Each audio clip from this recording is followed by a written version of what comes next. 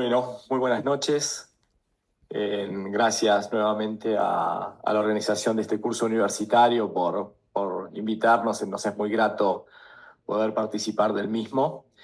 Y bueno, después de esta buenísima introducción que hizo Carlos, vamos a pasar a uno de los grandes síndromes que tiene la especialidad, la nefrología, que es la injuria renal aguda, en el pasado conocida como insuficiencia renal aguda y que ha mutado en las últimas décadas para conocerse ya con este nombre, y seguramente en buena parte de la literatura inglesa ustedes lo van a ver con la de IKA, de la injuria renal aguda.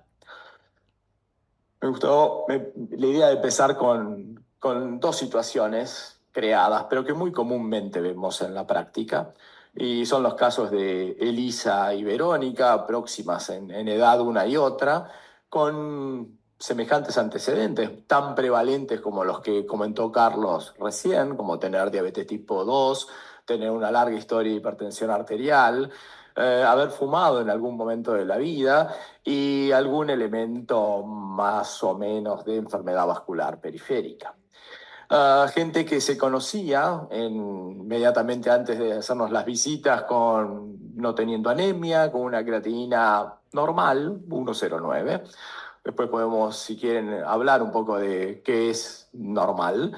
Una tira reactiva que decía que tenían una cruz de proteinuria, no tenemos más data que esa, un sedimento normal, sin alteraciones en el ionograma y, bueno, como consecuencia de esa diabetes tipo 2, una glucemia anormal. Elisa tomaba antihipertensivos, una asociación valsartán, tomaba una estatina, tomaba metformina, un antiagregante y diuréticos. En el caso de Verónica, parecido, tomaba también una asociación de antihipertensivos, rosuvastatina y aspirina. Elisa fue a consultar porque se cayó y tenía un traumatismo de rodilla y vieron estaba muy dolorida, así que fue atendida, tratada, medicada con antiinflamatorios, pero Elisa empezó a estar más desganada, sentirse mal, ya no se alimentaba bien y la situación llevó a que tuviera que consultar y se la veía muy deteriorada, hipotensa. En tanto que Verónica, no, ella fue un poquito más molesto, ocurrió rápido porque estaba con dolor precordial, una disnea súbita, la encuentran con registros de presión arterial discretamente elevados, y eso motivó la internación sin evidencias de sobrecarga de volumen. Obviamente que acá es como preguntar qué color era el caballo blanco de San Martín, porque estamos en la clase de injuria renal aguda, así que me ahorré de preguntarles a todos ustedes qué les pasaba a Elisa y a Verónica. Pero lo vamos a usar y nos va a acompañar a lo largo de la charla. Y vamos a empezar recordando que tener injuria renal aguda es hablar de un síndrome que cada vez reconocemos más como un hecho clínico heterogéneo, que obviamente está caracterizado por el deterioro, sindromáticamente hablando, es el deterioro de la función renal, y que eso clásicamente se reconoce porque van a incrementar las cifras de urea y creatinina, que es lo que nos da la pauta para hacer ese diagnóstico, donde el factor de uresis es variable, donde pueden haber algunas otras alteraciones clínicas, evidencia de ese fallo renal, como puede ser la retención de volumen, la aparición de hipercalemia o la acidosis metabólica. Y un elemento que empezamos a incorporar cada vez más es que esto ya no es un problema solamente de riñón, sino que es un estado, una situación sistémica.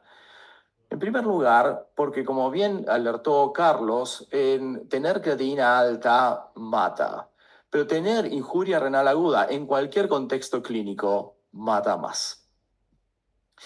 Y está esto de que vamos incorporando, además de la interrelación, este crosstalk entre órganos. Entonces ya no solamente es el riñón el que está fallando, sino que ya hay señales de que hacen que haya fallo en otros órganos. O, por ejemplo, los pacientes con injuria renal aguda, una de las complicaciones más comunes es infectarse. Entonces, esta noción de que el fallo renal agudo, la injuria renal aguda como la conocemos hoy, ya es un problema sistémico. Vamos a ponerlo en contexto. Carlos mencionó, tiró números sobre el impacto que todo esto tiene y me voy a alejar entonces de lo que es tener enfermedad renal crónica, pero vean ahí cómo, a ver si puedo, hacia acá, apareció, cómo tener injuria renal aguda. Hubo en el año 2019 aproximadamente 15 millones de casos de los reportados. Y la mayoría de ellos ocurrió en países de bajo y medianos ingresos, ¿no? Con lo cual, es un problema de salud también interesante a los cuales debemos prestar atención. Y otra cosa que vamos a ver, que tener injuria renal aguda no es un fenómeno pasajero que, qué bacana, tuve injuria renal aguda, capaz me recupero y ya está. 30% de estos pacientes que tienen injuria renal aguda aún en fases de recuperación, tienen la chance de perder casi un 30 mililitros minuto al final de ese año de haber tenido el episodio de injuria renal aguda. Y lo que es más llamativo aún, estos pacientes con injuria renal aguda tienen más chances de volver a tener un nuevo episodio de injuria renal aguda casi por la misma razón por la cual tuvieron el primero. Podemos tener alguna noción de números. Tal vez lo que más importa ahora es tener la noción de que esto ha ido mutando. Cuando yo comenzaba en esta historia de ser nefrólogo, se hablaba siempre de que en internación un 5% de casos había en las áreas no críticas y que podía llegar a cerca del 30% en las áreas críticas. Hoy, en áreas de hospitalización, el número de injuria renal aguda ha aumentado. Se entiende que es porque ha cambiado la población. Hoy, los procesos de menos complejidad poder manejarse en buena medida en sectores de ambulatorios o en internaciones cortas, ha llevado que buena parte de los pacientes que nos quedamos en el hospital son pacientes más graves y por lo tanto más susceptibles de poder tener injuria renal aguda. Obviamente también cambian los contextos de acuerdo a donde nos desarrollamos. Yo les mencionaba que la mayoría de los casos ocurren en países de bajos y medianos recursos. En estos países, la población afectada es la más joven. En tanto que en los países más desarrollados, los más susceptibles a tener fenómenos de injuria renal aguda son justamente los más comórbidos y los más ancianos. Desde el año 2012, los nefrólogos nos pusimos de acuerdo. Hasta el 2012, cuando uno revisaba bibliografías sobre injuria renal aguda, era muy complejo y había más de 40 definiciones de qué era injuria renal aguda o como se llamaba en aquel entonces, insuficiencia renal aguda. En el año 2012, digamos, a partir de una convención sobre el tema, dijeron, bueno, basta, no hagamos más ningún estudio y definimos. Y lo que se definió y se acordó fue esto, que sea definida la injuria renal aguda como toda alteración de la función renal que implicara, vean esto, que es un valor extremadamente finito, solamente un incremento de 0,3 miligramos por decilitro de la creatinina plasmática, si ese paciente, esa persona tenía una función renal absolutamente normal, o 1,5 veces su valor basal respecto del valor que en el estado estable cuando estaba normal, o la reducción del volumen urinario referida como una disminución en 0,5 mililitros kilo hora en un lapso mayor a 6 horas. ¿Por qué estos factores? Se decidió por la creatinina, se decidió por el volumen urinario y el factor tiempo. En parte porque desde el punto de vista conceptual, para entender el daño, hay que tener en mente este diagrama y que implica que cuando ocurre la agresión o realmente el factor injuria, hay un tiempo, una cinética, hasta que nosotros podamos verlo eso expresado en un cambio en la creatinina plasmática o en el volumen urinario.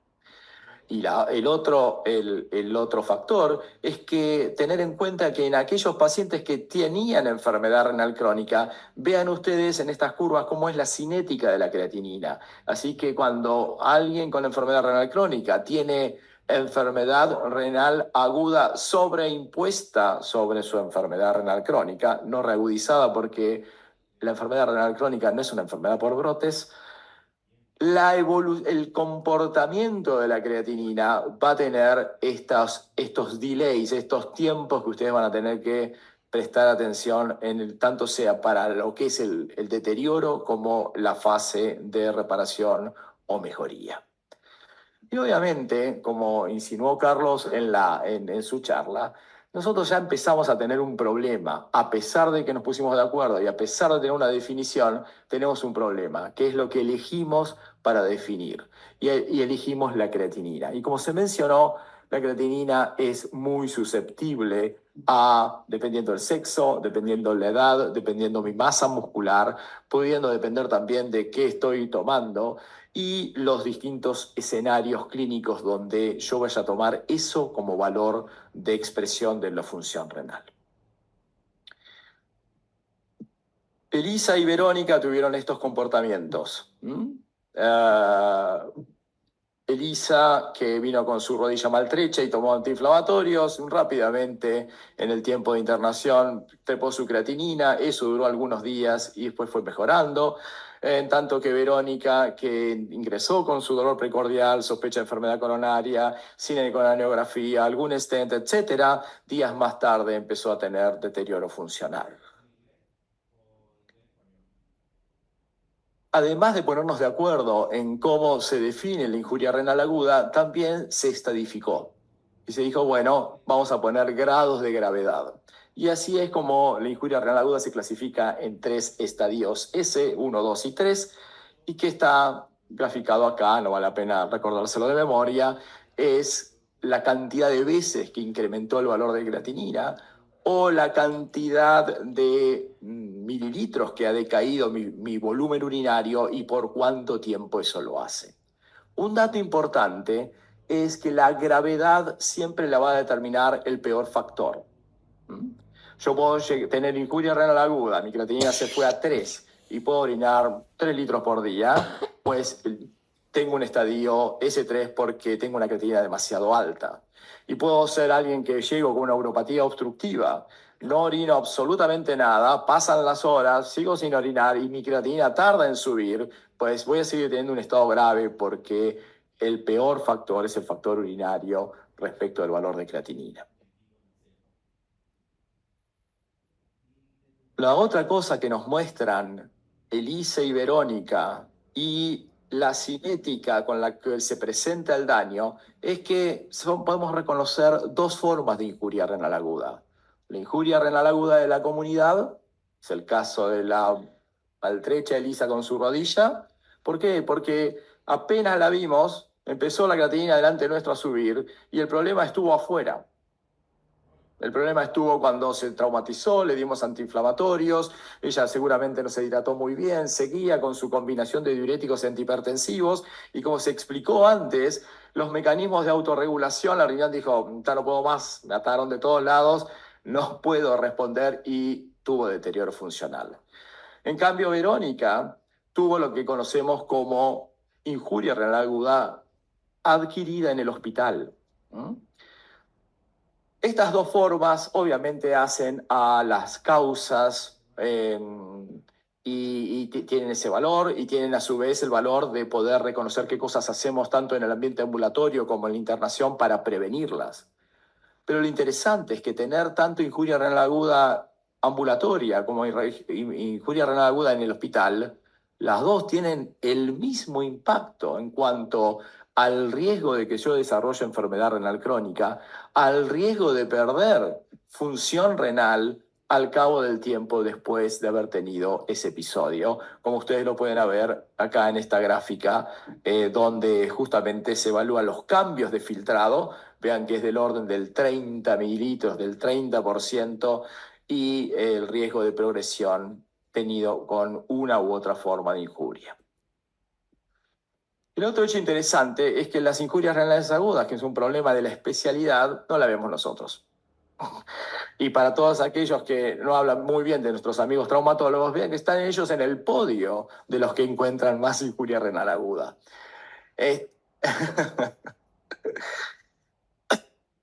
Bueno, no.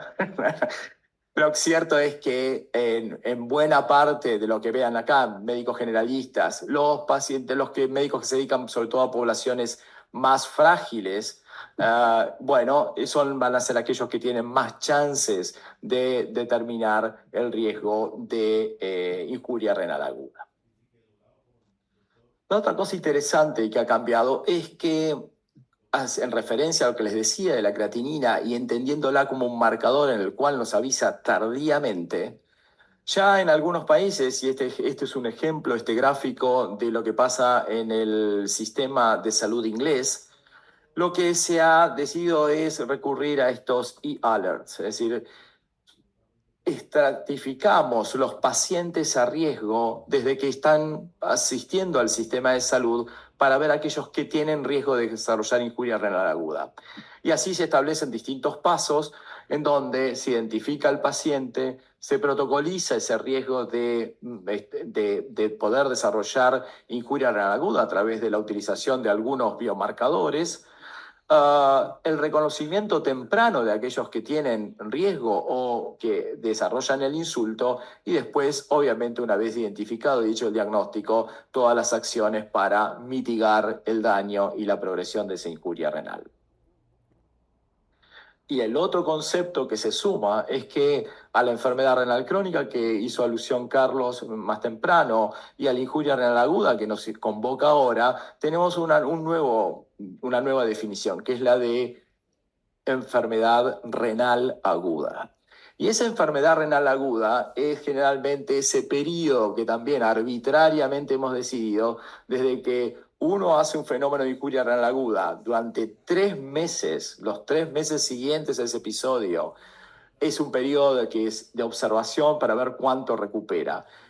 Estos pacientes que tienen tendencia a la progresión, en donde se activarían mecanismos de orden hemodinámicos y sobre todo inflamatorios y de recomposición celular, ahí es donde estos pacientes tienen lo que llamamos enfermedad renal aguda.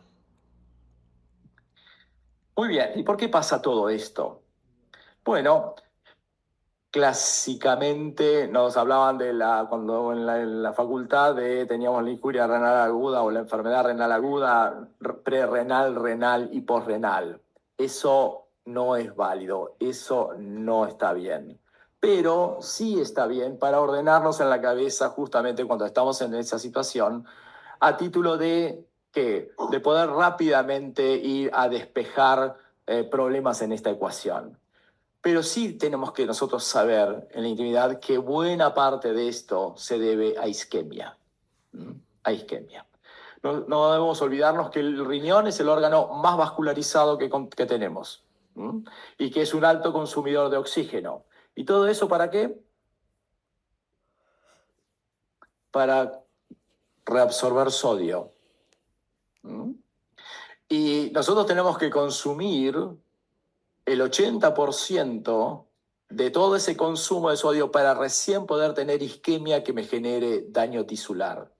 Es decir, que la tan mentada necrosis tubular aguda que alegremente decimos, no es tan fácil de ver. Hay que hacer mucho daño.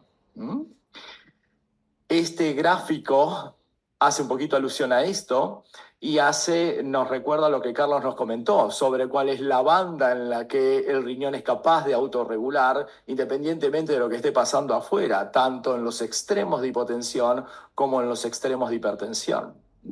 Pero claro, cuando yo ya tengo alguna cuota de daño, caso por ejemplo alguna forma de enfermedad renal crónica, o por la injuria que puedo estar padeciendo en forma aguda, entonces ahí sí mi capacidad de autorregulación se va a ir perdiendo y el impacto de la presión arterial externa sistémica va a gobernar mi capacidad de filtración. Entre tanto, lo que ha pasado es que mientras la autorregulación existe, el riñón, cual un tontín, todo lo que va a hacer es sacrificar todo para sostener la fracción de filtraciones y para sostener el filtrado. De ahí que esto también nos da una lección. No todas las injurias renal agudas se arreglan dándole agua. No es un caño que va a una centina que ustedes la van a llenar y ya está. Entonces, ¿Por qué? Porque está esto en el medio. Ok. En los mecanismos que provocan injuria renal aguda está el hemodinámico, a lo cual hicimos referencia, pero también hay otros procesos. Lo que también hicimos referencia, que es lo que sería la necrosis tubular aguda, y por lo cual yo pierdo todas esas capacidades de reabsorción y secreción, y claramente el fenómeno de reabsorción de sodio y manejo de agua. Pero también un fenómeno no menor que es el fenómeno obstructivo. Todos esos detritus celulares, proteínas que se precipitan y todo, lo que hacen es obstruir el túbulo, aumenta la presión intratubular y eso que lleva a que mi gradiente de presión glomerular se vuelve cero. Entonces no filtro. ¿Mm?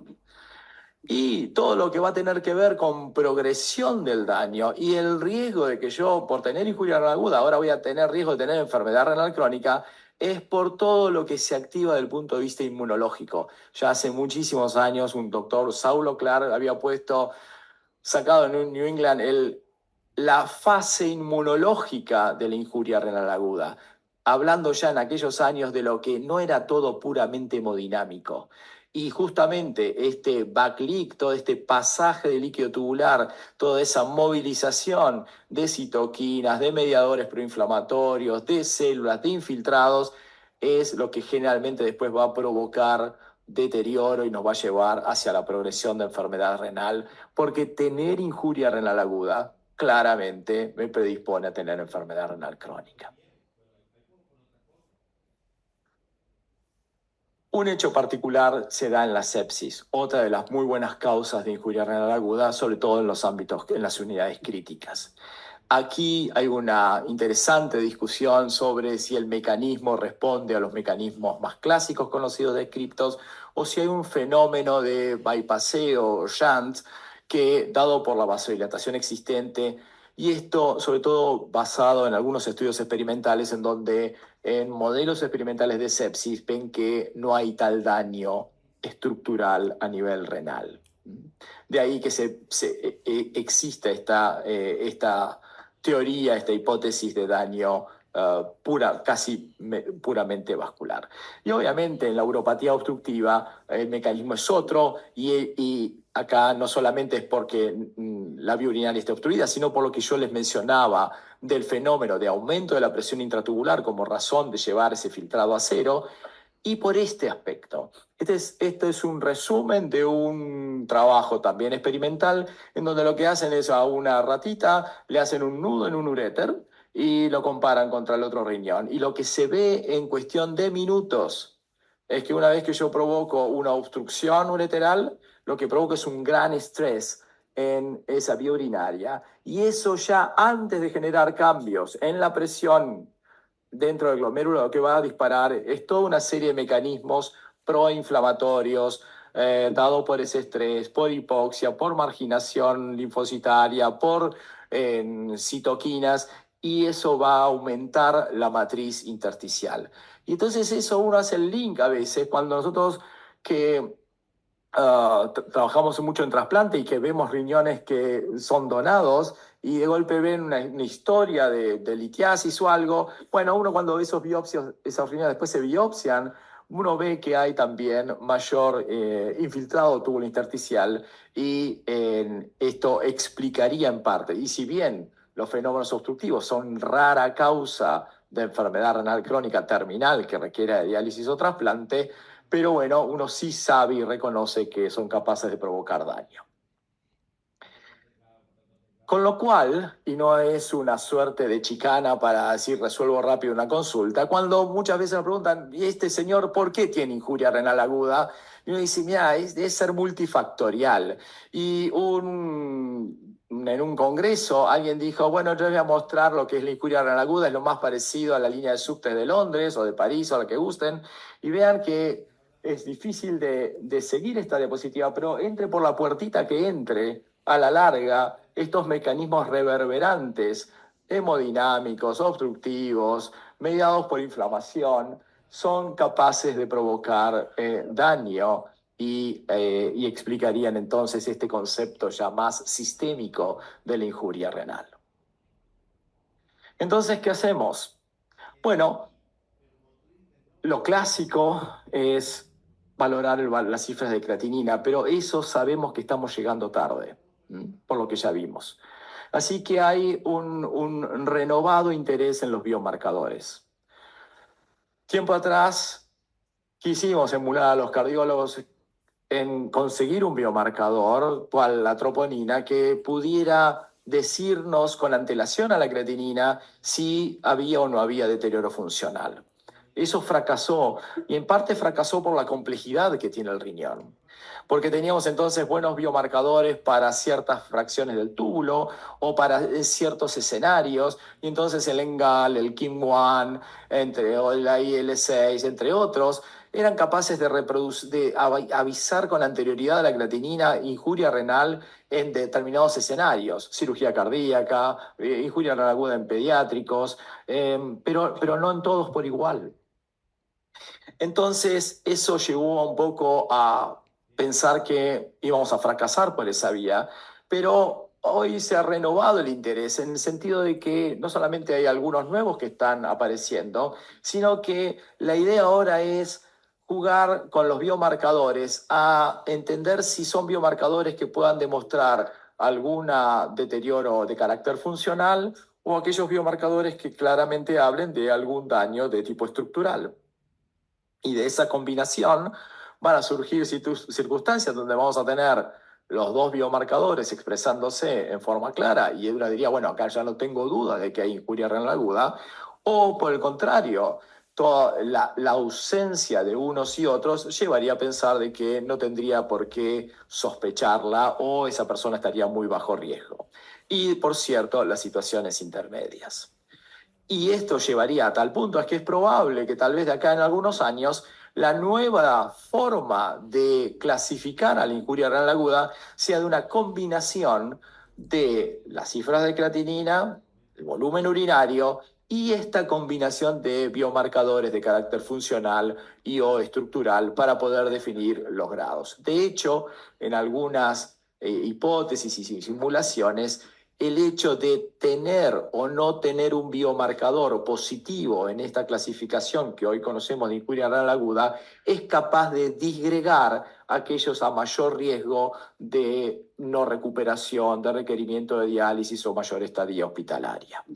Y algunos nuevos jugadores que están asomando, bueno, son el PENC o de golpe otro factor de crecimiento, el TIM2, o citoquinas como la CL14, que pareciera que reúnen estos criterios de biomarcadores funcionales y o estructurales.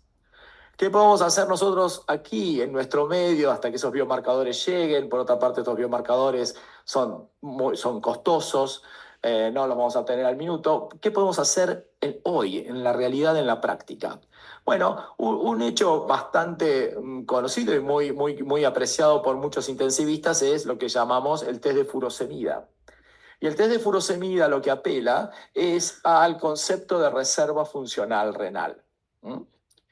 Para los que nos gusta la fisiología renal, esto es el must de la reserva funcional renal porque es como yo con una creatinina normal puedo decirles si tienen riñón o no tienen suficiente riñón. Y bueno, justamente es buscando esta reserva funcional. Todos tendríamos en una situación normal más del 20% de reserva funcional renal. Si cualquiera de nosotros nos sacan una creatinina, da normal y nos someten a una sobrecarga proteica, por ejemplo, nuestros riñones aumentarían el filtrado.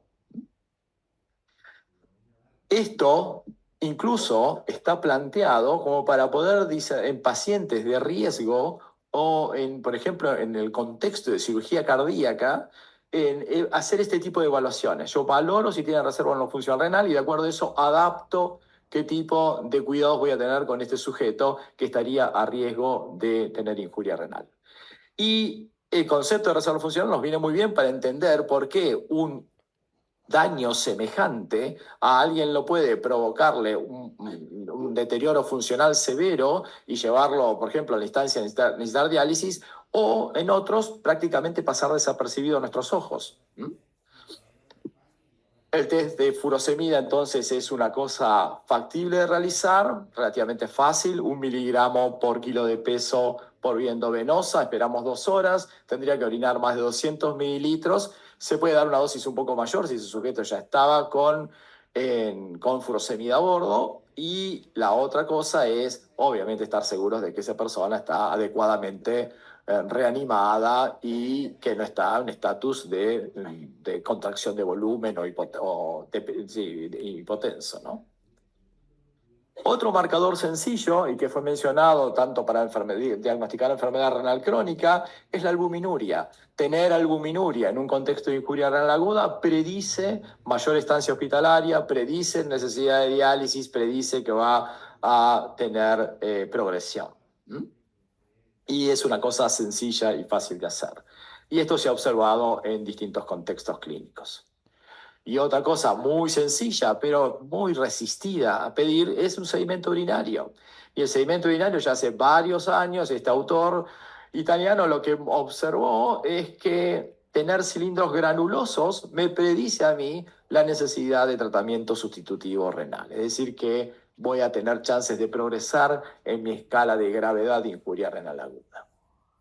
Así que el sedimento urinario es también una cosa fácil de hacer, están en todos los hospitales, en todos los medios y nos puede aportar información. Algunos tips, porque seguramente eso debe surgir en la práctica diaria, el valor de los eosinófilos en orina. Lamentablemente es pobre el valor. Podría ser, nos lleva a pensar en las nefritis intersticiales de tipo alérgica o inducidas por medicamentos, pero también podría estar presente en la heterombolia. Y el otro problema que tiene la eosinofiluria es que no es constante. Es decir, que yo puedo tener el problema y no verla y aparecer. Sí se ha destacado en tiempo muy reciente esta otra citoquina que parece tener ya sí un valor una correlación muy buena con el hallazgo de nefritis intersticial confirmada por biopsia. Claramente, si el contexto lleva a pensar en la enfermedad glomerular, o sea, por ejemplo, un paciente que se presente con una forma rápidamente progresiva y tiene proteinuria y tiene hematuria, bueno, ahí claramente nos orientamos a una injuria renal aguda de tipo glomerular y que eso seguramente nos va a llevar a la idea de hacer biopsia. Es verdad que es muy raro que uno biopsie en este tipo de contextos y generalmente ha quedado clásicamente relegada la biopsia para aquellos que no recuperan y entonces uno se plantea, bueno, cuál es una cuestión pronóstica o qué acción tomar, o aquellas causas de injuria renal aguda que uno piensa que por un tratamiento inmunosupresor podría revertirlas, entiéndase por una enfermedad glomerular o claramente por nefritis intersticial. Muy bien. ¿Qué hacemos desde el punto de vista terapéutico? Lamentablemente, la heterogeneidad de la injuria renal aguda, la complejidad que tienen los distintos escenarios, ha hecho siempre muy difícil encontrar alguna suerte de tratamiento para esto. Y hoy por hoy nos debatimos en el hecho de poder poner todas las medidas de prevención posibles, es decir, hacer prevención primaria. Y eso claramente tiene que ver con saber qué función renal tiene, evitar todas potenciales nefrotóxicos y tomar acciones como la de adecuar medicación de acuerdo al filtrado estimado. Algunas medidas diagnósticas, o como cuando vimos ahí en los e-alerts que yo les decía, lo que sería ya la prevención secundaria en aquel sujeto de riesgo, es tomar algunas medidas en pos también de mitigar el daño. Y claramente cuando ya está el daño producido, lo que hacemos claramente es el manejo de las complicaciones. Cuando nosotros tratamos de corregir la acidosis metabólica o corregir las alteraciones iónicas o el manejo del volumen, lo que estamos actuando ya es sobre las complicaciones de esta injuria renal. Y como les señalaba, hay cosas muy tradicionales o muy típicas de la enfermedad renal aguda y hay otras no tradicionales, como este riesgo aumentado de infecciones. Es decir, que uno tendría que velar que estos pacientes tuvieran el menor riesgo posible de infectarse. Y esto que hablábamos de esta conversación entre órganos que claramente repercute. Como les decía hace un rato, no es todo cuestión de echarle agua para dar vuelta a una injuria renal aguda, y tiene dos razones de ser. Una, no solamente porque fracasamos, sino la otra es porque generamos más daño. Y si bien los riñones son órganos extraperitoneales, el aumento de la presión intraabdominal, vamos a tener dos problemas ahí. Uno, el edema intersticial. El riñón es un órgano con celofán, con un envoltorio, no se expande. Y si yo le aumento la presión por inflamación, lo que sea, lo que aumento es la presión intraparenquimatosa. ¿Y eso que genera? Más isquemia. Así que ahí yo tengo una muy buena razón de injuria. Pero a su vez, si le aumento la presión externa por aumento de la presión intraabdominal, eso también va a generar isquemia, sobre todo periférica. Entonces, se corrige con volumen lo que hay que corregir y busquemos otras formas de medir vena cava, funcionalidad cardíaca, etcétera, pero no esperar que orine gracias a que pasemos litros y litros de salina. Y obviamente lo que hay que lograr es la mejor perfusión, y hoy por hoy esto queda básicamente restringido al uso de noradrenalina y en situaciones muy especiales, como puede ser en los síndromes hepatorrenales, la terlipresina. Claramente es la adecuación de los remedios. Lamentablemente hay un gap enorme que todavía no ha sido subsanado, que es estimar el filtrado glomerular a partir de la creatinina, con todos los bemoles que hemos ya mencionado, y por otra parte los medicamentos que usan rangos extremadamente amplios de adecuación, y les parece que es exactamente lo mismo de 0 a 25 que de 25 a 90. Y otro aspecto no menor es el tema de las recomendaciones nutricionales.